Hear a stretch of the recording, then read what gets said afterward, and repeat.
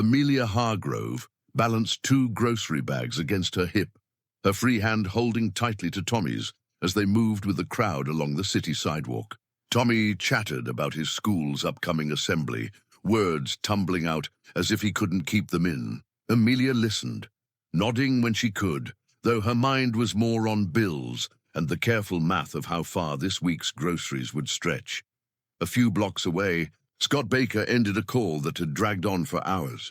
The deal he'd tried to salvage was gone, and the weight of it pressed across his shoulders. Sliding his phone into his pocket, he decided a meal might clear his head.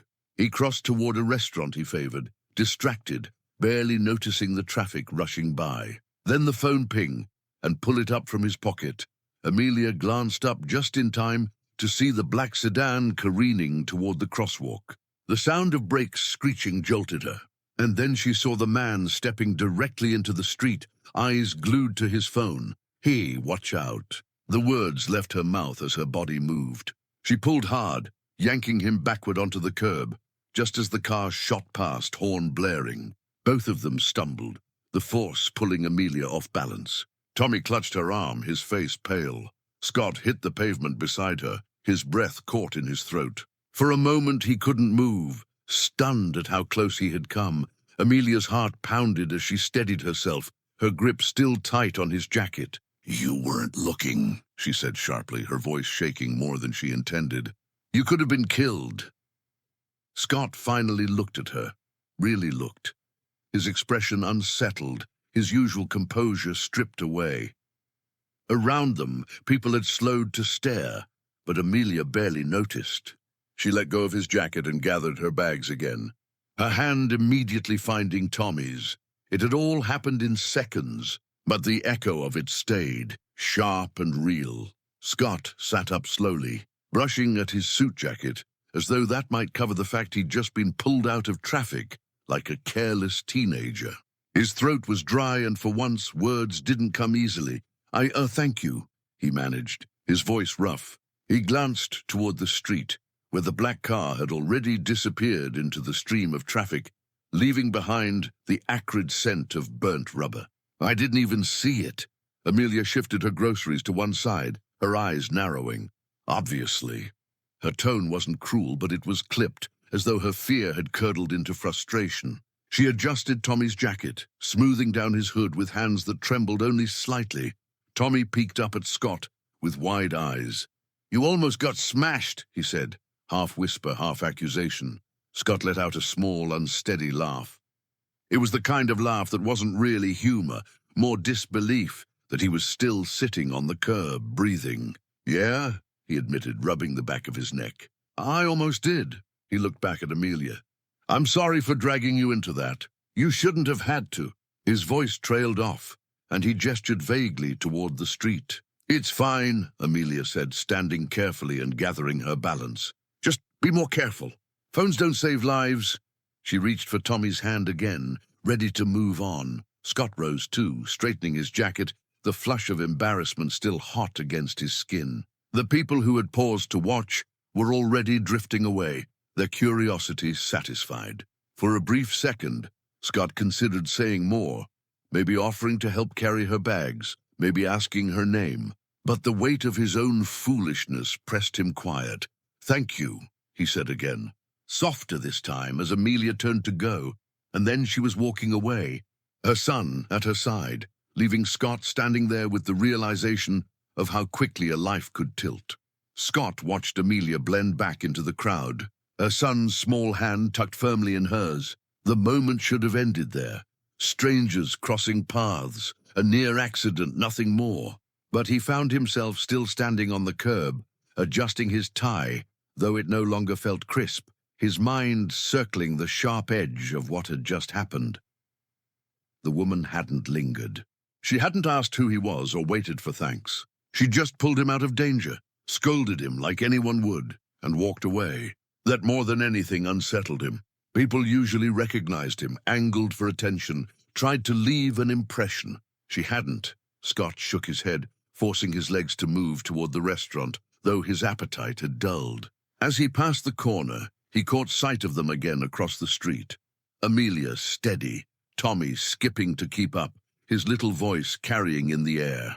For reasons he couldn't explain, Scott slowed his pace. He only overheard one line, the boy's voice bright and certain.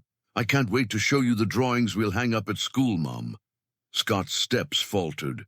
The name of the school, the one Tommy shouted proudly, was familiar. A charter program he'd donated to last year. A place he'd promised to visit again when his schedule eased. A faint, almost ironic smile tugged at his mouth. Scott pulled open the restaurant door, the smell of roasted garlic washing over him, but his mind was elsewhere. He had a feeling this wasn't the last time he would see Amelia Hargrove, or the boy with the bright eyes and quick words. The elementary school's front lawn buzzed with children spilling out after dismissal, their voices carrying in bursts of laughter and chatter. Amelia stood among the crowd of parents, grocery bags forgotten for the moment, her eyes scanning until she spotted Tommy barreling toward her, backpack bouncing. "Mom!" "Look!" he shouted, waving a drawing triumphantly as he reached her. Amelia crouched to take it, smiling despite the fatigue in her shoulders. Before she could respond, a shadow fell across them. She looked up and her breath hitched. Standing just a few feet away was Scott Baker, sharply dressed as ever, though a touch out of place among parents in casual jackets and sneakers. He gave a brief nod, acknowledging her surprise. "Amelia, right?" he said, his voice low but steady, her eyes narrowed. "What are you doing here?" "I'm a board sponsor," Scott explained, adjusting the cuff of his sleeve almost self-consciously. "The principal invited me to visit. I didn't expect—" He trailed off, letting the sentence hang. Tommy beamed up at him, oblivious to the tension. "You're the guy my mom saved from the car." Amelia shot her son a look, heat rising in her cheeks. "Tommy," she warned under her breath. Scott's lips curved in a faint wry smile. "He's not wrong." His gaze softened as it shifted from Amelia to Tommy, then back again. "Please let me thank you. At least let me take you both to lunch." Amelia crossed her arms, her body instinctively pulling back. "We're fine, I insist," Scott said, his voice gentler now. He glanced down at Tommy, who was already tugging at Amelia's sleeve. "Really? Mom, I'm hungry," Tommy said, the words stretched with pleading. Amelia exhaled slowly, skepticism still in her eyes. For a long moment she measured Scott, searching for an angle or expectation. All she saw was persistence laced with sincerity. "All right," she said at last. "Just lunch this weekend," Scott nodded, relief softening his expression. "Okay, this weekend?" Amelia hesitated again, then gave a small, reluctant nod. "That's Saturday." They met at a quiet family restaurant on the edge of town. The restaurant was a small family place with wood-paneled booths and the smell of baked bread drifting from the kitchen. Amelia slid into the booth across from Scott, her posture careful, her expression reserved. Tommy scrambled up beside her, tossing his backpack into the seat and bouncing with restless energy.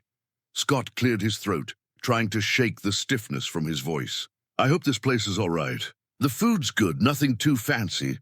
"It's fine," Amelia said, glancing at the menu without really reading it. Her tone was polite, neutral, the voice of someone who didn't want to owe anyone anything. Before silence could settle too heavily, Tommy jumped in. "Do you like dinosaurs?" he asked, eyes wide and earnest. "Because I have this T-Rex toy that roars when you press its stomach. It's my favorite, but my second favorite is my robot that can walk by itself. Mom says it's noisy, but I think it's cool." Scott blinked, momentarily thrown by the flood of words. Then surprisingly he chuckled. "Dinosaurs and robots? That sounds like a dangerous combination." Tommy grinned, encouraged. "Yeah, I even drew a picture of them fighting. Want to see?" He tugged open his backpack before Amelia could stop him, sliding a crumpled sheet of paper across the table. Scott leaned forward, smoothing it with careful fingers. The drawing was wild and colorful, lines crossing in every direction. "That's impressive," he said honestly. "I don't think I could have drawn anything that good when I was your age."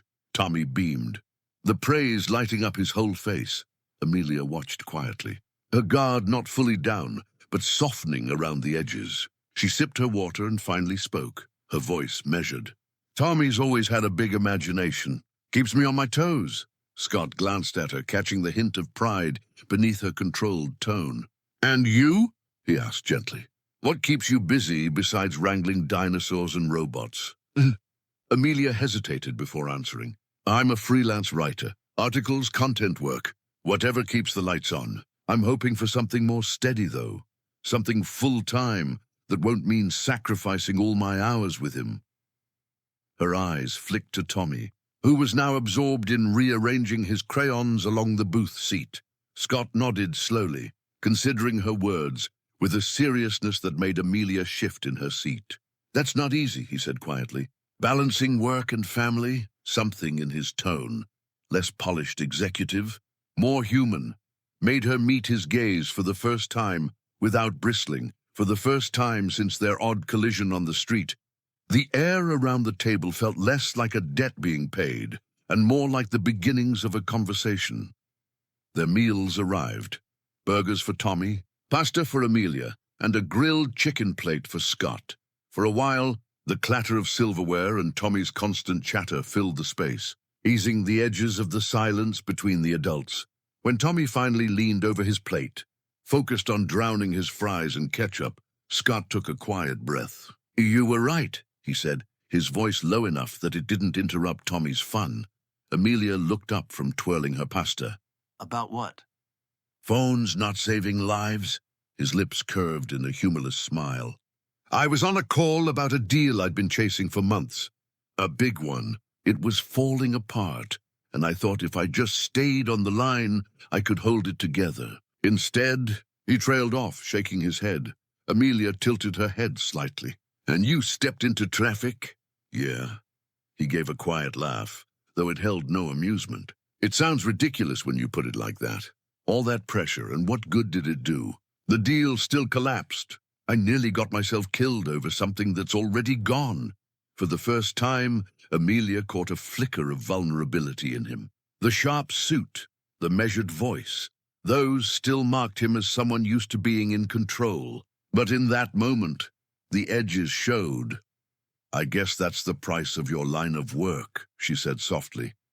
Scott nodded, pushing a piece of chicken across his plate. It is. I tell myself it's worth it.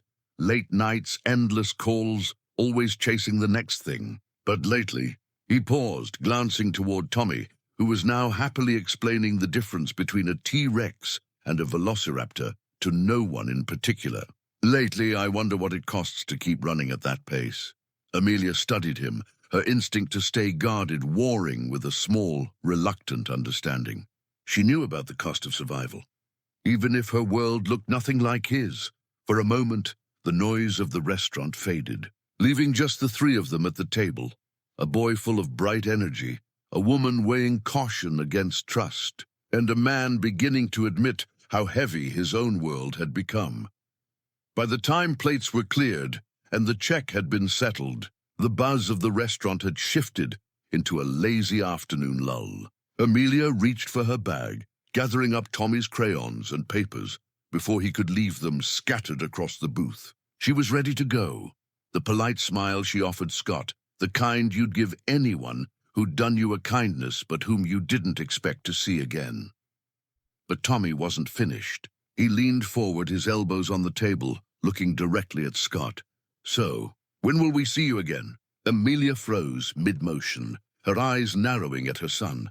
Tommy, she said firmly, Mr. Baker has a company to run. He's very busy. Scott glanced between them, something easing in his expression. Well, he said carefully, busy or not, I'd like to. If it's all right with your mom, maybe next weekend we could all go to the museum. I heard they've got a new dinosaur display. Tommy's eyes went wide, his whole face lighting up. Dinosaurs, really? Mom, can we go, please? Amelia sighed, shaking her head even as she reached to zip his backpack. That's very kind of you, Mr. Baker, but Tommy can be a handful. I don't think that's a good idea. I promise, Tommy blurted, tugging at her sleeve. I'll be on my best behavior. I won't run around or make noise or anything. Please, Mom. Just this once. Amelia gave him a look, the one that told him he had crossed from hopeful into pushing too far. Tommy's shoulders slumped and he dropped his gaze to the table. Sorry, he mumbled, his voice small. The quiet between them hung heavy, and Scott's hand twitched slightly, as if he wanted to say something more. But Amelia was already standing, slipping Tommy's backpack onto his shoulders. Her polite smile returned, steady and firm, closing the space between them. "Thank you for lunch, Mr. Baker," she said. "Take care." Scott rose as well, his reply softer than he intended. "Of course. You both take care too." Tommy trailed after his mother, glancing back once, as though the thought of dinosaurs still tugged at him. Scott remained by the booth for a moment, hands in his pockets, watching them leave. The echo of Tommy's question, "When will we see you again?" lingered with him long after the door swung shut. The next Saturday was bright and mild, the kind of day that lured families into the park. Amelia sat on a weathered bench, watching Tommy pump his little legs on the swing. She had promised him a trip to the museum someday, though not today. Money was tighter than she liked to admit, and she had explained that gently the night before. Tommy had nodded, trying to be brave, but she could still see the disappointment in his eyes. She was adjusting the strap of her bag when a familiar figure appeared on the path. Scott Baker, dressed down in jeans and a gray sweater, looked almost unrecognizable without the sharp edges of his suit. He slowed when he spotted them, a flicker of surprise crossing his face before settling into something lighter. "Amelia," he said as he approached. "Didn't expect to see you here."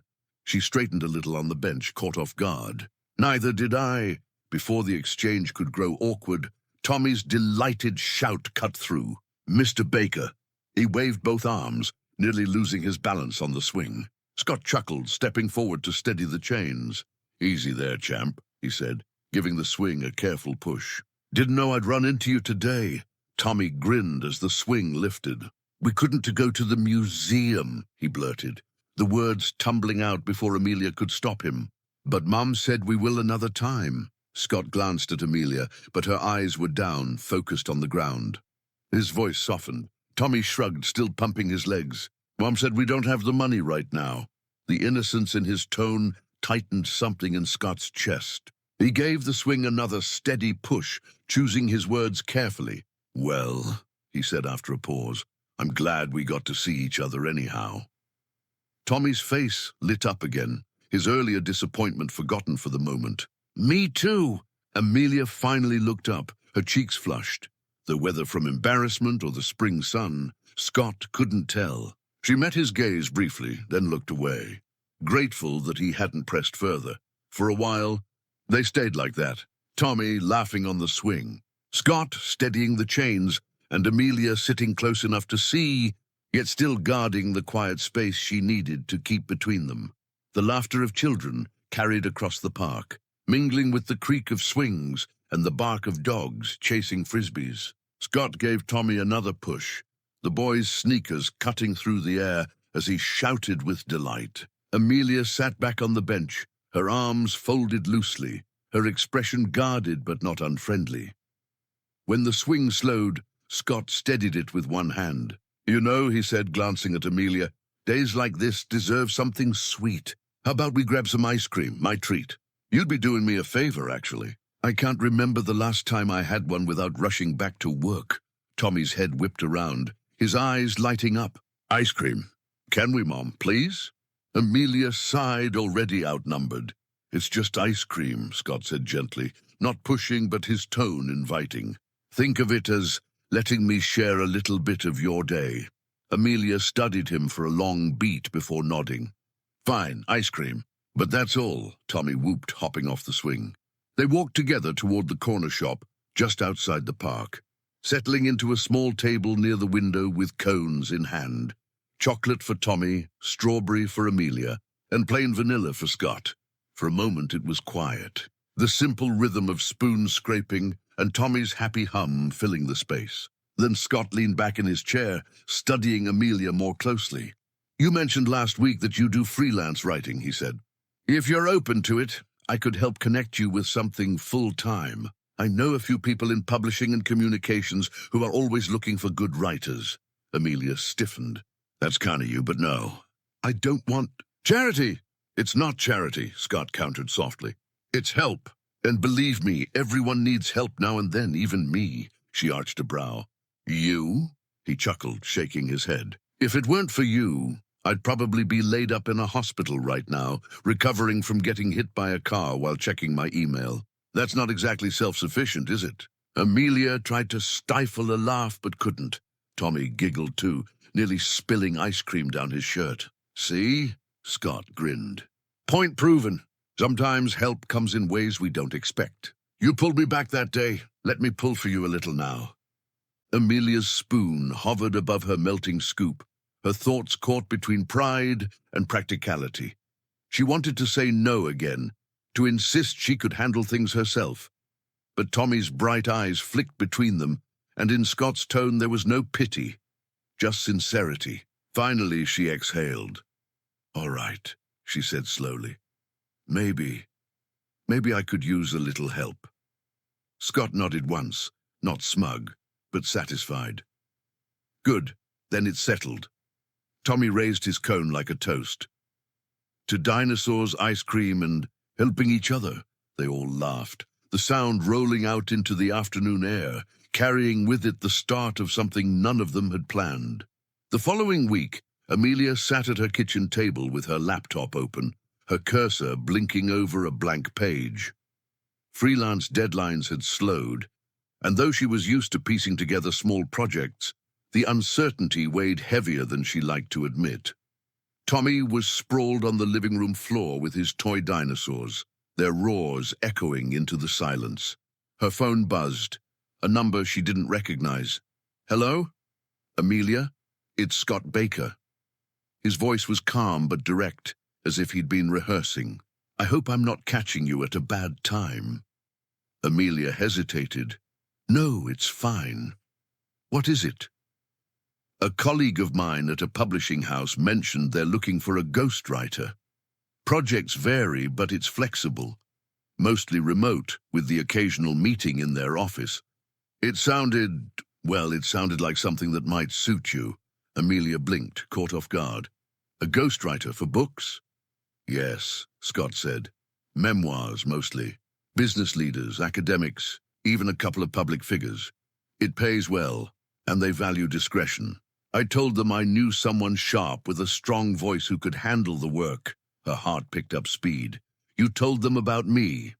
I mentioned you, he admitted. Just your skill set, not your personal details. They'd like to meet you if you're interested. Amelia leaned back in her chair, the kitchen suddenly feeling too small for the possibility he had just laid in her lap. Work from home, real pay, stability, and still time with Tommy. I don't know what to say, she murmured. Say you'll meet them, Scott replied gently. That's all. No promises. Just a meeting. In the living room, Tommy stomped his T-Rex over a row of toy cars, his laughter bubbling up. Amelia's eyes softened as she watched him. All right, she said finally, her voice quiet but certain. I'll meet them. Scott let out a breath, as if he'd been holding it. Good, I'll set it up. You'll do fine, Amelia. She ended the call, staring at her laptop, no longer at a blank page, but at the edge of something new. For the first time in a long while, the weight of bills and deadlines felt just a little lighter. The office lobby smelled faintly of coffee and lemon polish, its tall windows catching the late morning sun. Amelia sat perched on the edge of a cushioned chair, her folder clutched tightly in her lap. She had worn her best blazer, one that had seen more job interviews than she cared to count, and smoothed it nervously for the third time in 10 minutes. When the receptionist finally called her name, she rose with steady legs that felt anything but steady inside. The meeting room was simple. Glass walls, a round table, and shelves lined with biographies and memoirs. Across from her sat Margaret Leland, senior editor at Whitestone Publishing, a woman with sharp eyes softened by a kind smile. So, Amelia, Margaret began, flipping through a few sample clips Scott had forwarded. You've done a lot of freelance work, articles, blogs, editorial content. Tell me, what draws you to ghostwriting? Amelia took a breath, willing her voice not to shake. I like telling stories, she said. Even when they're not mine. I think people open up more when they know someone's listening carefully, not trying to outshine them. I enjoy finding someone else's voice and making it whole. Margaret studied her for a moment, then nodded slowly. That's exactly what we need. Our clients are busy. Some aren't natural writers, but they all want their stories told well. And I think you could handle that balance. Amelia's pulse quickened. She leaned forward, speaking with more confidence now. I'm also very flexible. I work from home, but I can come in for meetings as needed. My schedule is steady. I just need stability, and I'm ready to commit to that. By the time the conversation wrapped, Margaret's smile had widened. We'd like to bring you on, starting part-time to see how it fits, but I suspect you'll do just fine. When Amelia stepped back onto the sidewalk, the city noise filled her ears, but all she could feel was the lightness in her chest. She had the job. For once, the promise she had given Tommy that things would get better felt within reach. Without thinking twice, she pulled out her phone and dialed. Scott, it's Amelia. Amelia. His voice carried a note of curiosity. How'd it go? She smiled, the words rushing out. I got it. The job. They want me to start right away. There was a pause, then a warmth in his tone she hadn't heard before. That's incredible. Congratulations. She hesitated, then added, Tommy and I were going to grab pizza to celebrate. You should join us. There was no hesitation in his reply. I'd like that very much. As Amelia slipped her phone back into her bag, she felt something stir. Not just relief, but the beginnings of something she hadn't let herself hope for in a long time. The small pizza restaurant buzzed with life, its red-checkered tablecloths and clinking glasses giving it a cozy charm. Amelia slid into a booth across from Scott, while Tommy pressed his nose to the menu, excited by the endless choices. Pepperoni, Tommy declared, as though it were a groundbreaking decision. Extra cheese, Scott chuckled, closing the menu for him. Pepperoni it is, extra cheese, and maybe something green so your mom won't give me the side eye. Amelia smirked. Smart man. The food arrived quickly, and soon the table was filled with steaming pizza, garlic knots, and glasses of soda. For the first time in a long while, Amelia let herself relax. Tommy was in rare form, telling Scott about his favorite dinosaurs, his best subject in school, even his dream of one day building a robot that could do his chores. And then, Tommy said between bites, my robot will clean my room, and Mom can't say anything about the mess. Amelia arched a brow. We'll see about that, Scott laughed, nearly spilling his drink. Sounds like a genius plan to me. The three of them fell into an easy rhythm, Tommy's chatter filling the gaps, Scott responding with genuine interest, and Amelia finding herself smiling more than she expected. For once, it didn't feel like she was balancing survival with motherhood. It just felt like dinner. Then a shadow fell over their booth.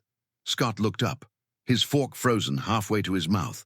Standing there, dressed impeccably in a designer dress and heels that didn't belong in a pizza parlor, was his ex-fiancée. Lena?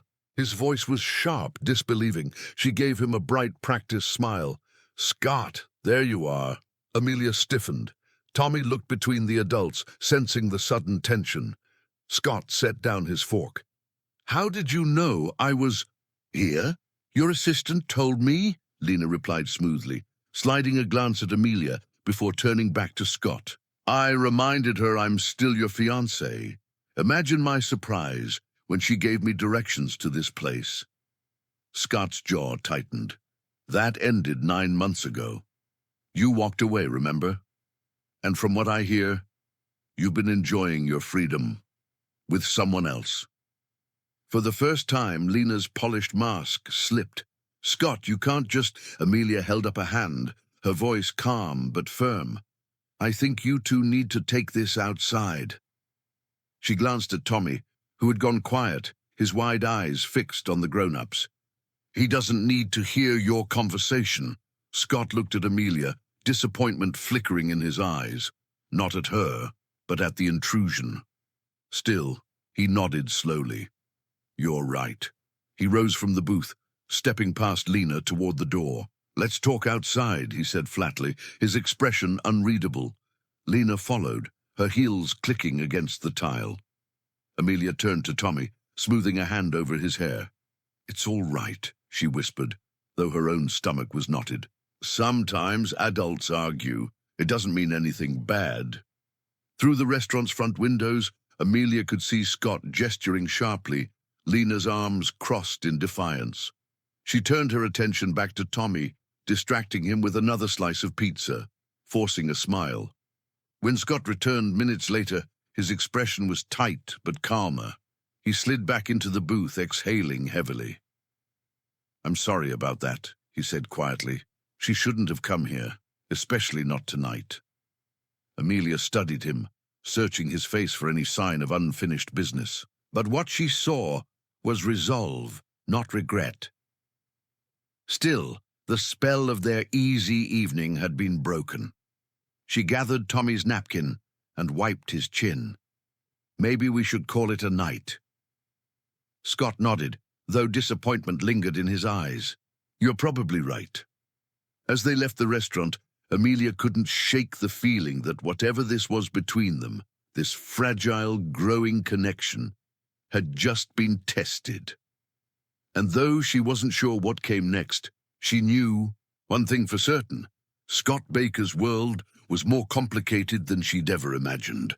The next afternoon, Amelia found herself surprised when Scott called and asked if he could stop by the park where she often took Tommy after school. She considered saying no. Part of her wanted to keep distance after the uncomfortable scene at the restaurant, but something in his voice told her this wasn't about picking up where they'd left off. It was about setting something right. She agreed, and when she and Tommy arrived, Scott was already there, leaning against the fence near the swings. He looked less polished than usual, dressed in a simple shirt and slacks. His expression waited. Tommy darted off to the jungle gym, leaving Amelia and Scott a few feet apart. "I owe you an explanation," he began. Amelia crossed her arms, but didn't walk away. "You don't owe me anything. What happened last night? It's not my business." Scott shook his head. "It is, at least partly. You were there, you and Tommy, and you deserve to know the truth, not Lena's version of it." He exhaled slowly, as though steadying himself. "We were engaged for almost 2 years. It looked perfect on paper. Two people from the same circle, both ambitious, both driven. Our families were thrilled," his mouth tightened. "But it wasn't real. Not for me. She wanted the image, the parties, the press, the title of being Mrs. Baker. I don't even know anymore. Stability, maybe. But we barely saw each other, unless it was for show. And when she decided she wanted something else, someone else, she left. I didn't fight it." Amelia studied him quietly. There was no bitterness in his tone, just tired honesty. "Why pretend you're still engaged?" she asked. "Because Lena hates letting go," he said dryly. "She doesn't like the idea of losing control. And my assistant, well, she thought she was being polite when Lena called." Silence stretched between them, filled only by Tommy's laughter on the playground. Finally, Scott met her gaze. "I'm not proud of how I handled it, but I don't want you thinking I'm living 2 lives or keeping secrets. That's not who I am." Amelia's guard softened just slightly. She nodded once. "Thank you for telling me." Scott's shoulders eased, as though a weight had shifted. For the first time, he let her see the man behind the suit. Not a CEO, not a scandal. Just someone trying to move forward. Amelia followed Tommy's laughter with her eyes, buying herself a moment before she spoke. "Since you're being honest," she said quietly, "maybe I should be too." Scott straightened, giving her his full attention. "Tommy's father and we weren't married. We weren't even really together. It was one of those whirlwind things.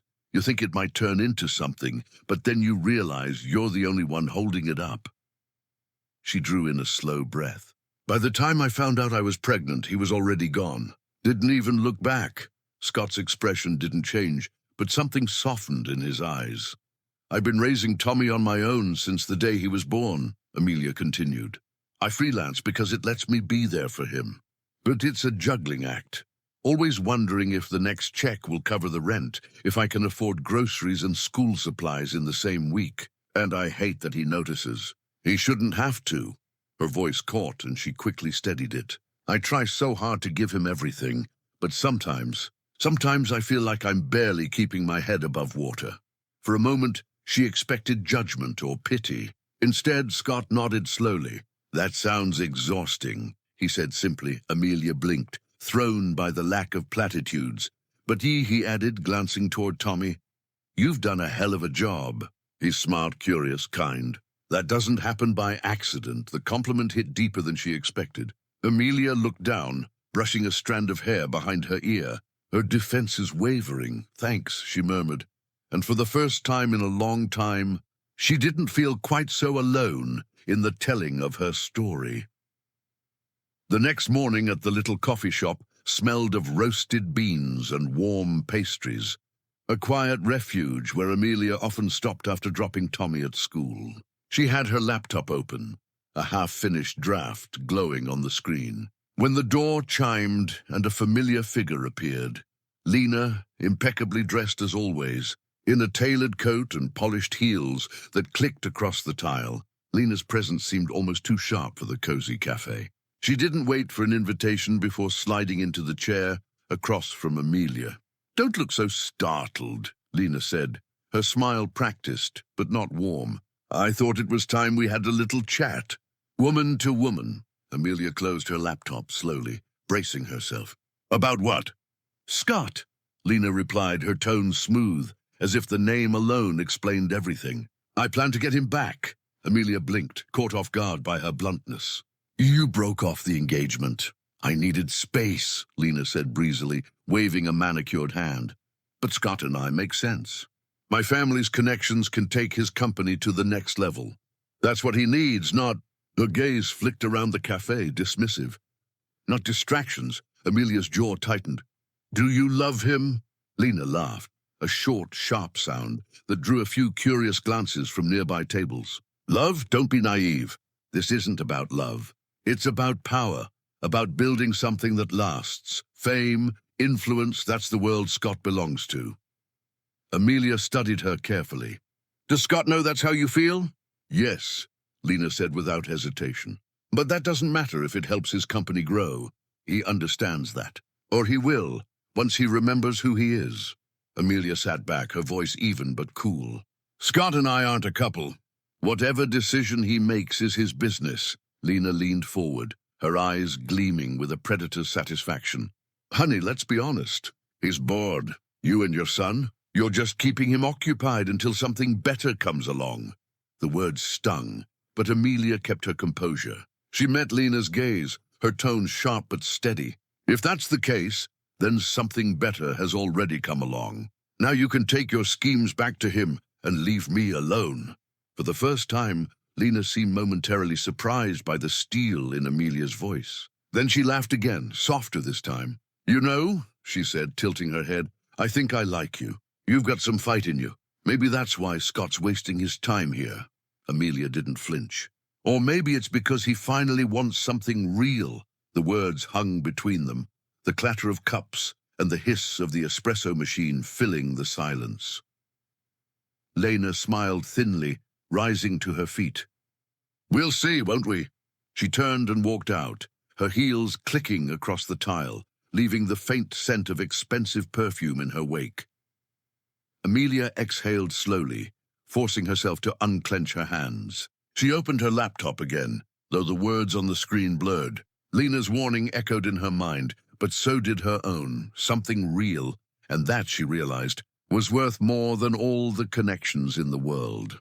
Amelia sat in the coffee shop for nearly half an hour after Lena left, her fingers hovering above the keyboard but no words forming. She sipped her cooling latte, her thoughts tangled between irritation and disbelief. Part of her wanted to shrug it off. Lena was just another reminder of the world Scott came from, a world Amelia had no interest in. But the sting of Lena's words, you and your son are just keeping him occupied, lingered, gnawing at her chest. And yet, when she thought back to Lena's laugh, her flippant dismissal of love, Amelia's resolve sharpened. Whatever Scott wanted for his future, at least she knew her own worth. She wouldn't measure herself against someone chasing fame and power. What she and Tommy offered was something Lena could never understand. A life built on care, not control. She packed up her laptop, walked home, and promised herself she wouldn't mention the encounter to Scott unless he needed to hear it. Still, when her phone buzzed later that evening with his name on the screen, her heart skipped. Amelia. Scott's voice came warmly through the line. "How was your day?" She hesitated, debating whether to brush it off. But then she remembered Lena's smug smile, her certainty that Scott would always come back. Amelia steadied her voice. "Your ex found me today." There was silence on the other end. "Lena?" His tone darkened. "Yes, at the coffee shop. She made it clear she plans to get back with you. Said her family's connections will push your company further.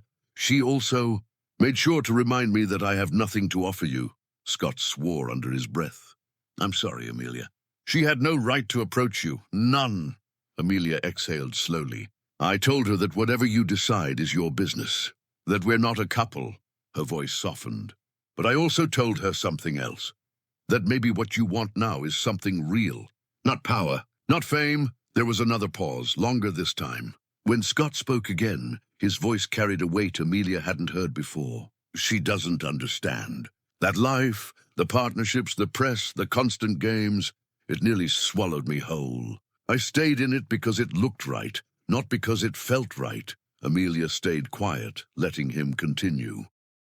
"When I met you, when you yanked me out of that street, I realized I hadn't actually lived in a long time. You weren't impressed by my suit, my title, or my name. You were furious because I was careless. And Tommy, he doesn't see me as anything but the guy who pushes the swing or laughs at dinosaur drawings. That's real. That's what I want." Amelia's throat tightened, her fingers gripping the phone. "Scott, I don't want to be someone's escape. If you're serious, if this means something—" "It does," he said firmly. "I'll deal with Lena.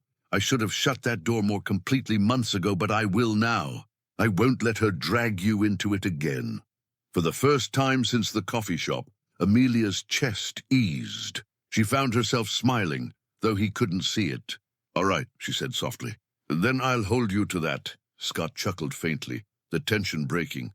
"Good, and Amelia, yes? I'm glad you told me.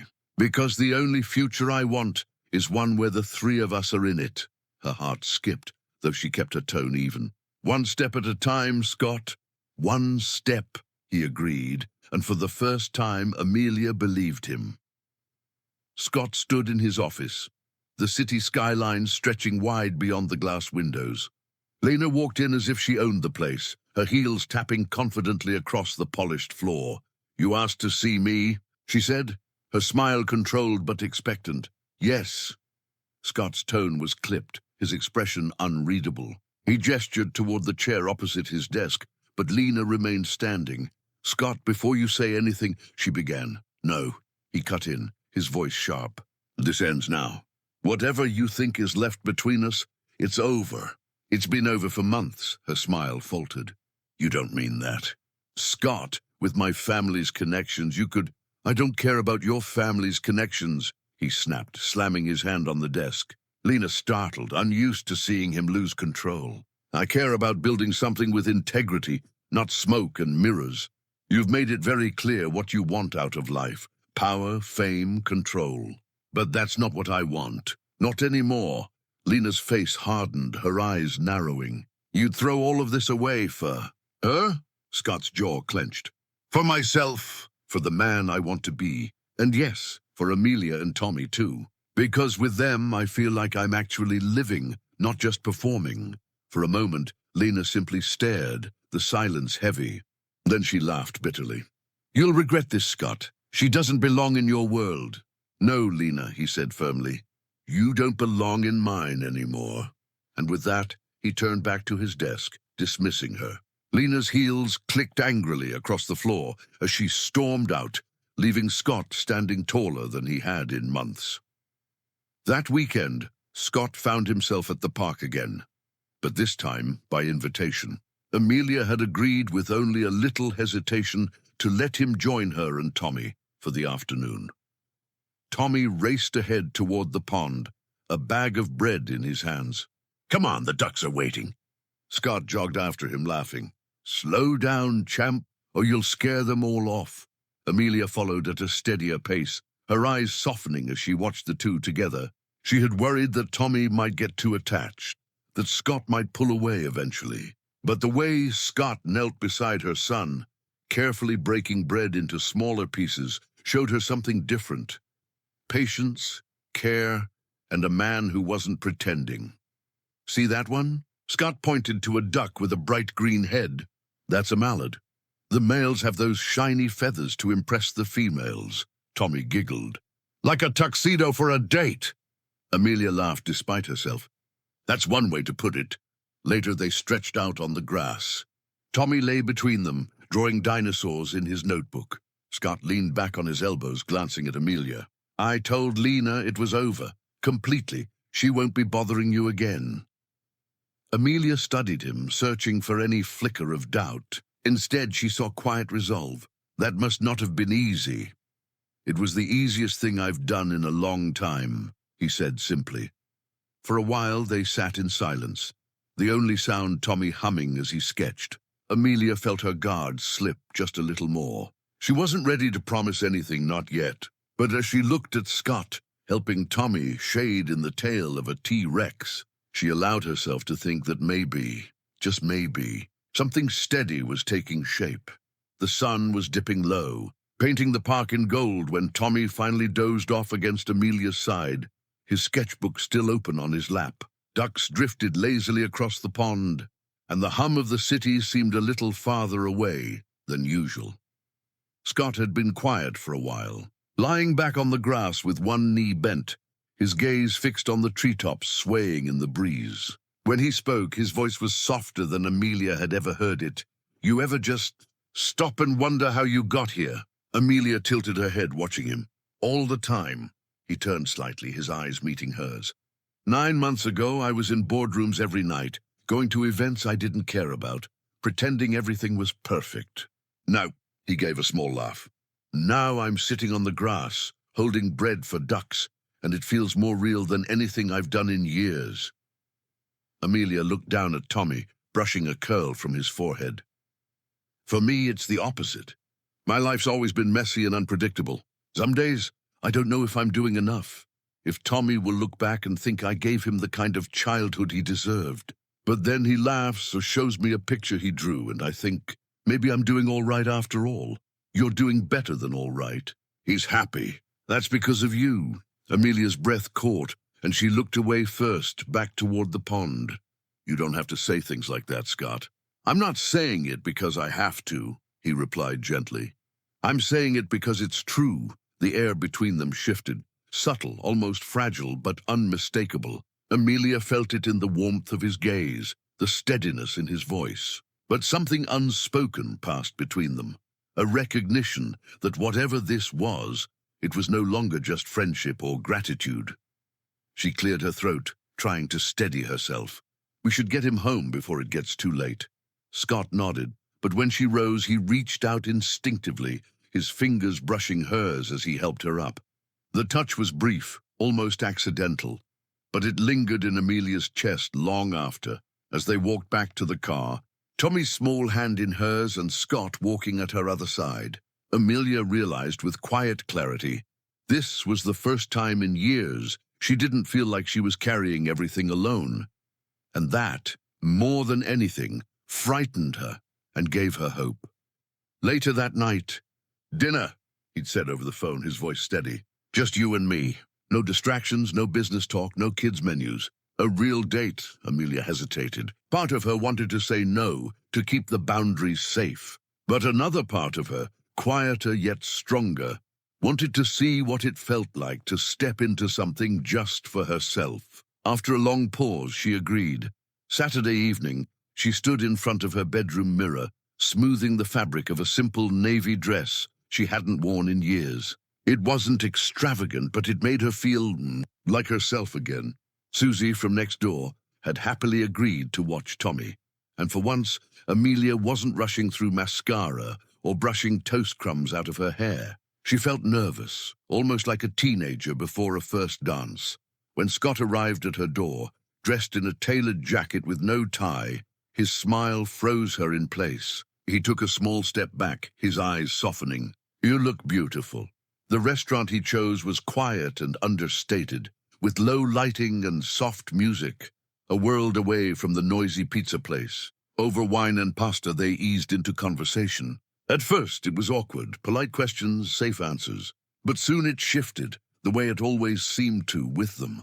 Scott told her about his father's early days in business, the pressure to measure up, the years he had spent chasing titles more than fulfillment. Amelia, in turn, spoke about college dreams deferred when Tommy came along, about learning to freelance with a baby asleep in her lap, about the quiet strength she didn't realize she had until she had no choice. By the time dessert arrived, Amelia was laughing at one of Scott's stories about a botched board presentation, and he was leaning forward, listening to every word, as though nothing else in the room mattered. For once, Amelia was simply a woman on a date, with a man who saw her. As they walked out into the cool night air, Scott offered his arm. She hesitated, then slipped her hand through, feeling something new and frighteningly steady settle between them. This was no longer an accident. It was a choice. The weeks that followed their first date unfolded in ways Amelia hadn't expected.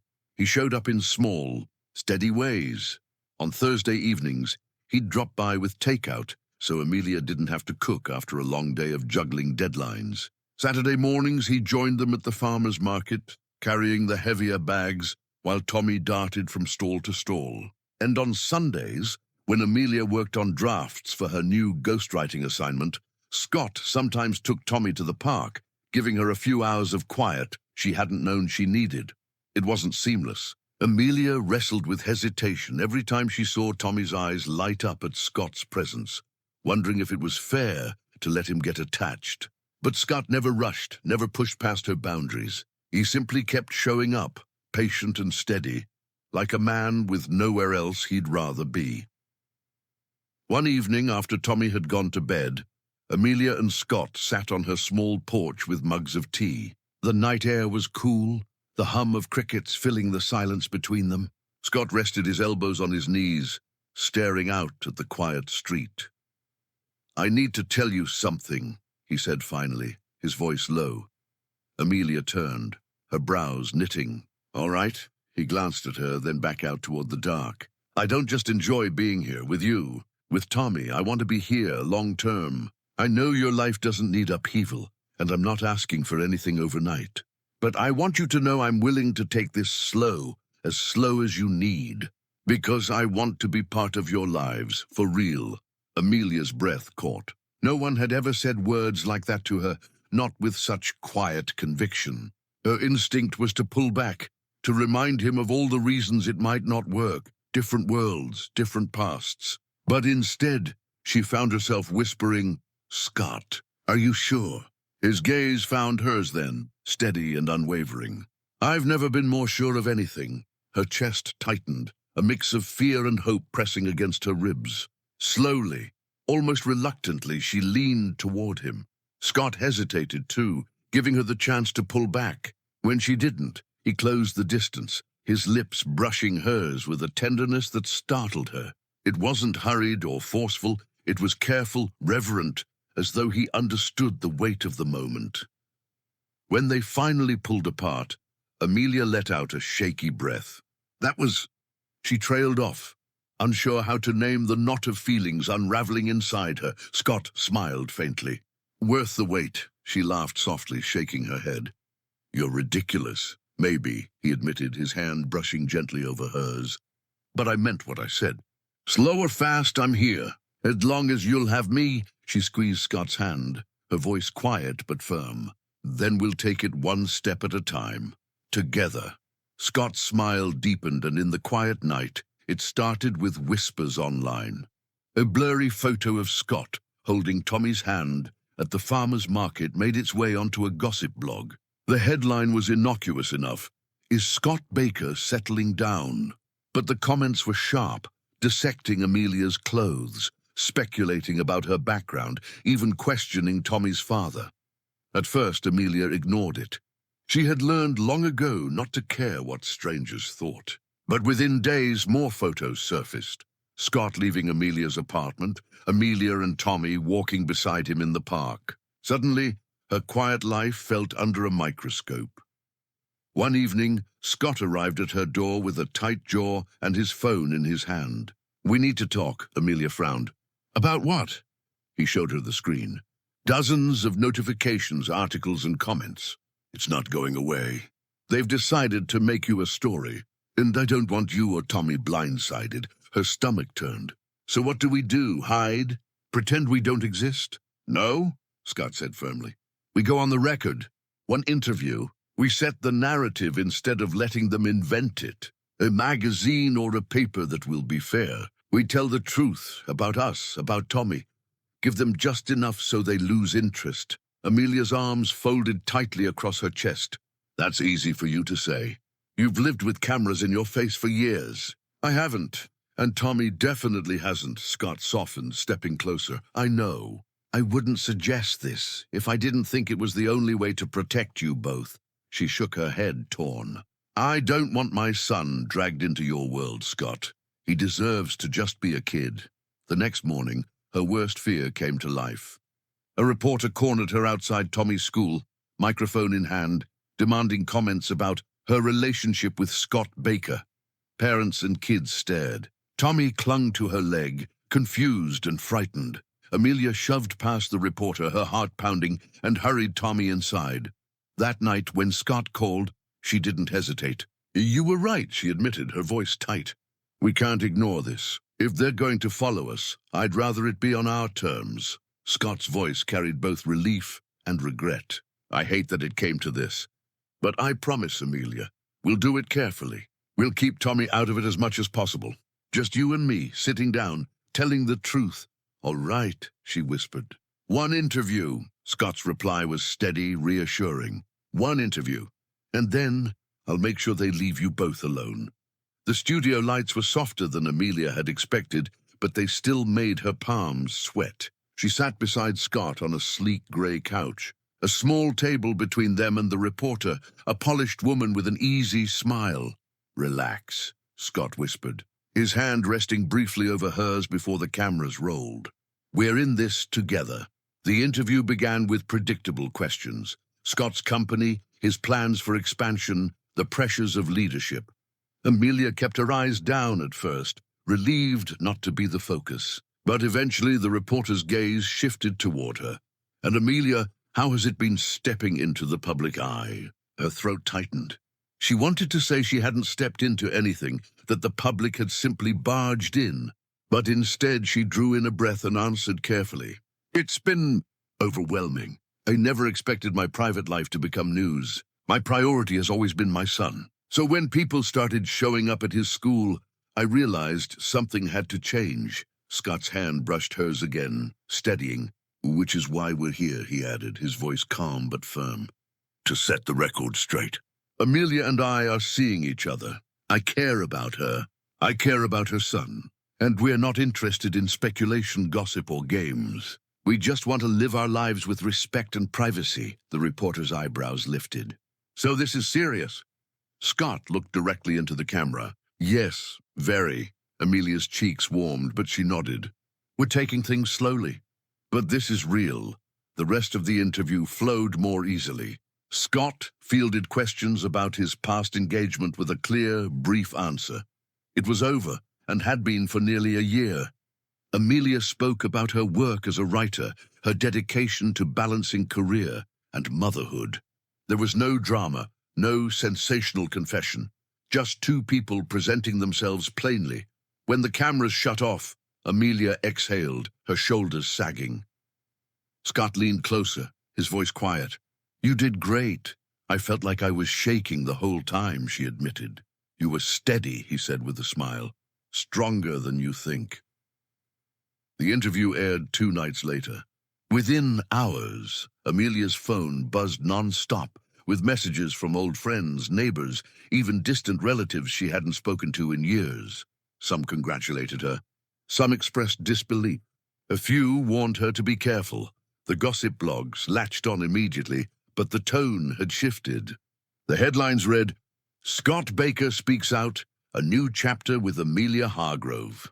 The photos accompanying them weren't grainy paparazzi shots, but stills from the interview.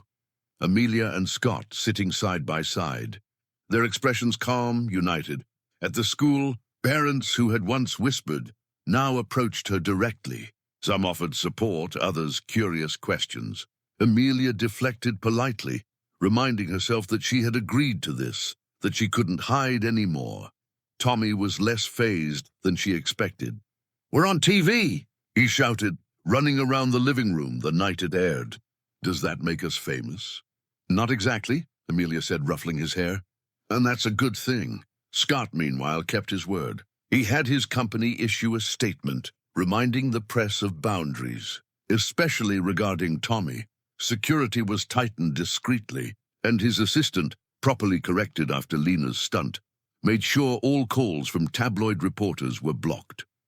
Still, the weight of the spotlight lingered. One evening, Amelia sat with Scott on her porch, exhaustion heavy in her bones. "I don't know if I can get used to this," she admitted. Scott turned to her, his expression serious but gentle. "You don't have to get used to the noise. You just have to know I'll be here, blocking as much of it as I can. You and Tommy didn't ask for this, and I won't let it swallow you." Amelia studied him, searching for any cracks of doubt. Instead, she found only resolve. Slowly, she nodded. "All right, then we'll face it together." Scott reached for her hand, his thumb brushing across her knuckles. "Together," he echoed. It was a quiet Sunday afternoon. The three of them stretched out on the living room floor, surrounded by crayons and half-finished dinosaur drawings. Tommy had been unusually thoughtful, his little brows furrowed as he colored in a brontosaurus. "Scott," he asked suddenly, looking up, "are you going to be my daddy?" The question hung in the air like a thunderclap. Amelia froze. Scott blinked, caught completely off guard, his mouth opening but no words coming out. "Tommy," Amelia said gently, her voice low but steady. "That's a big question," Tommy shrugged, his tone innocent. "I just thought. He's here a lot. He pushes me on the swings. He eats pizza with us. Isn't that what dads do?" Amelia's heart clenched. She glanced at Scott, whose expression softened with something between tenderness and sorrow. Scott leaned closer, his voice careful. "Buddy, I'm not your dad. Not right now, but I do care about you. A lot." "Then maybe one day?" Tommy asked, hopeful eyes darting between them. Amelia reached over, cupping her son's cheek. "Maybe, sweetheart. But those things take time. Right now, Scott is our friend, and he's very special to us. That's what matters." Tommy nodded, seeming satisfied, and bent back over his drawing, as though he hadn't just shifted the air in the room. Scott caught Amelia's gaze, his eyes filled with unspoken emotion. The warmth there said enough. Amelia gave him a small, steady smile, as if to say not yet, but maybe someday, and for the first time. The word family didn't feel so far away. The school gymnasium buzzed with chatter, folding chairs lined in neat rows, while colorful posters of dinosaurs hung from the walls. Amelia sat in the third row, smoothing her skirt nervously as Tommy bounded up to the stage with his cardboard volcano. Scott slid into the seat beside her, just in time to hear Tommy's clear little voice ring out. "And when the lava explodes, it goes everywhere, just like real dinosaurs saw when they were alive." The crowd chuckled, applauding as Tommy beamed. Scott felt his chest tighten unexpectedly. Pride swelled inside him, not just pride in Tommy's enthusiasm, but in being here, a part of this moment. When the children ran back to their families, Tommy sprinted straight to Scott, bypassing Amelia for once. "Did you see me?" he asked breathlessly. "I saw," Scott said, crouching down to meet his eyes. "You were amazing. Best volcano I've ever seen." Tommy threw his arms around him, hugging tight. For a second, Scott froze. Then he hugged back, the weight of the boy's trust sinking deep. Something shifted in him, something permanent. Later, after the event, Amelia and Scott lingered on a bench outside the school, while Tommy played tag with his classmates. Scott leaned forward, elbows on his knees, his voice quiet. "I need to tell you something. Today, when Tommy ran to me like that, when he hugged me, I realized something. I can see myself as his father. Not just a friend, not just someone passing through. A father." Amelia's breath caught. She turned toward him, her heart pounding. "Scott," he held up a hand gently, his eyes steady. "I know this isn't simple, and I'm not saying it has to happen overnight, but I can't pretend I don't feel it. You and Tommy, you've become my life. I don't know if I could walk away from what we've built, even if I tried. That's a lot, Scott, and it scares me. I've done this alone for so long, and letting someone in, it's not easy." "I know," he said softly. "But I'm not asking for perfection. I'm just asking for the chance to stay, to keep showing up, to keep building, one step at a time." Amelia studied him, searching for any trace of doubt. Instead, she saw quiet certainty, the kind that came not from impulse, but from choice. Slowly, she nodded. "All right," she whispered. "One step at a time." Scott's smile was small, almost hesitant, but it carried a depth she hadn't seen before. For the first time, the future didn't look impossible. It looked like something they might actually create together. The Baker family estate was all polished wood, chandeliers, and long hallways lined with oil paintings of ancestors who looked down with equal parts pride and disapproval. As Scott opened the heavy front door, he cast Amelia a sidelong glance. "I should warn you," he said quietly. "My family can be difficult. They like to think they know what's best for me. Sometimes I let them, but not anymore." Amelia squeezed Tommy's hand as they stepped inside. "We'll be fine," dinner began stiffly. Scott's mother, impeccably dressed in pearls and a pale silk blouse, offered only a faint smile when introduced to Amelia and Tommy. His father, tall and stern, gave a firm handshake, but little else. The conversation stayed polite at first. Surface pleasantries, questions about Tommy's school, a few carefully worded comments about Amelia's work as a writer. But soon, the mask slipped. "You know, Scott," his mother began between bites of roasted chicken, "I saw Miranda the other day. She asked about you. She's still unmarried, still very interested. I always thought she'd make a fine match." Amelia shifted uncomfortably, her fork clinking against her plate. Scott's jaw tightened. "Mother," he said evenly, "we're not here to discuss Miranda. Or anyone else?" His mother waved a hand. "I'm just saying there are women who could complement your position. Women who understand what it means to support a man like you." Her eyes flicked toward Amelia. "Not everyone is cut out for this world." Scott leaned forward, his voice sharp. "Stop," his father frowned. "Scott, there's no need to raise your voice to your mother." "Yes, there is," Scott shot back, "because you don't seem to hear me otherwise. The last woman you set me up with ran off with another man after admitting all she wanted was money and status. That's the kind of suitable partner you keep pushing on me." He gestured toward Amelia. "Amelia has never asked me for anything, except my time and honesty. I'm falling in love with her and with Tommy. That's all that matters. Not your approval."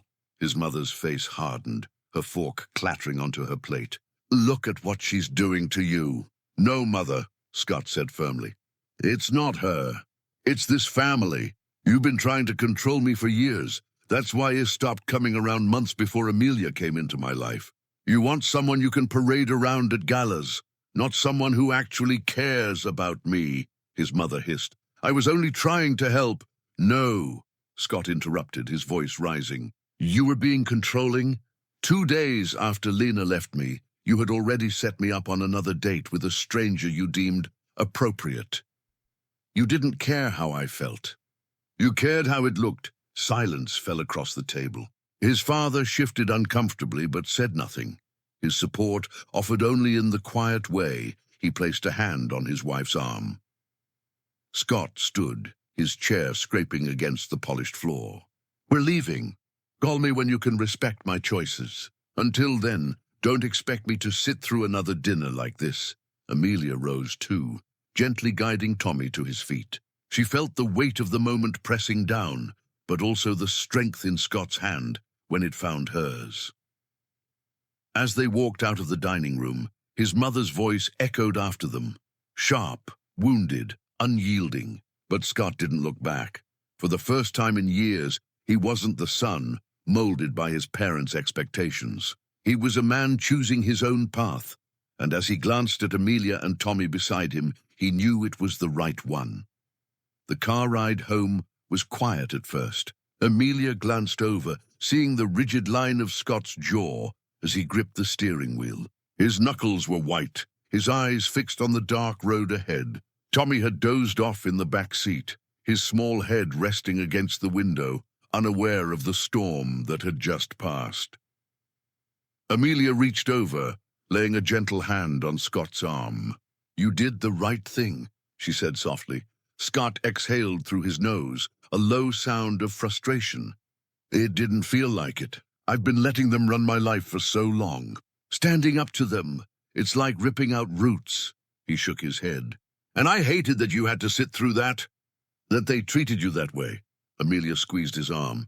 "I can handle them. What matters is that you handled yourself. You didn't let them walk all over you. You set boundaries." Scott, its strength. For a moment he didn't answer.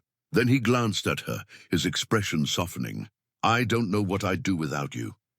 "You won't have to find out," Amelia replied, her voice steady.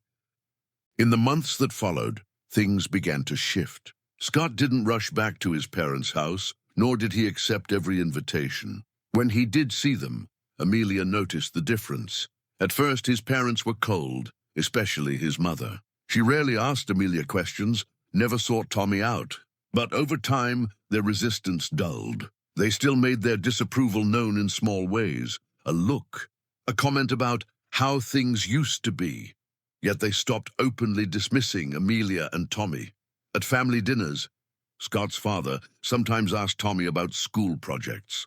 His mother, though still distant, refrained from bringing up other women or potential matches for Scott. The progress was slow, uneven, but it was progress nonetheless. Amelia never fooled herself into thinking they would fully embrace her or Tommy, at least not soon. But she could see that Scott's firm stance had made them cautious. He had drawn a line, and his parents, for the first time, were learning to respect it. One evening, after a strained but civil dinner at his parents' estate, Scott and Amelia walked hand in hand through the gardens. "It's not perfect," Scott admitted, "but it's better than I expected." Amelia nodded. "Respect is enough. We don't need approval." Scott stopped, turning to her, his gaze steady. "And as long as we have each other and Tommy, that's all I'll ever need." A year had passed since the night Scott drew a line with his family. In that time, his world and Amelia's had grown steadily, almost seamlessly, together. There were Sunday mornings spent at the farmer's market, afternoons at the park, quiet evenings filled with takeout and Tommy's dinosaur drawings spread across the coffee table. Amelia's ghostwriting career had blossomed, giving her a steady income and the flexibility she needed, while Scott had learned to balance the weight of his company with the warmth of a home that was no longer silent. The changes hadn't gone unnoticed. His parents, though still reserved, had softened enough to acknowledge Amelia with polite conversation and to occasionally slip Tommy small gifts. It wasn't acceptance, but it was no longer rejection either. Scott, however, wasn't thinking about them. He was thinking about Amelia and the life he wanted to share with her and Tommy. It was on a crisp autumn evening, the anniversary of their first real date. Scott had asked Susie, Amelia's neighbor, to watch Tommy for a few hours. Amelia hadn't questioned much. She simply slipped into the same navy dress she'd worn that night a year ago. And when Scott arrived, she found him waiting with a quiet smile, holding a single white rose. "Why do I feel like I'm about to be ambushed?" she teased, taking the flower. "You'll see," he said, offering his arm. Instead of a restaurant, Scott drove her to the city's botanical gardens. The fall flowers were in bloom, lanterns casting a golden glow along the winding paths. At the center, a small table had been set up beneath an arbor of twinkling lights. Amelia laughed softly, shaking her head. "This is extravagant." "It's not," Scott said, pulling out her chair. "Not for you." Dinner was simple but perfect. Her favorite pasta, a bottle of wine, soft music playing faintly through hidden speakers. They talked easily, reminiscing about the chaos of the past year and the quiet victories they'd shared. After dessert, Scott rose, his expression shifting into something more serious. He moved to stand in front of her, his hands slightly trembling as he reached into his pocket. "Amelia Hargrove," he began, his voice low but steady.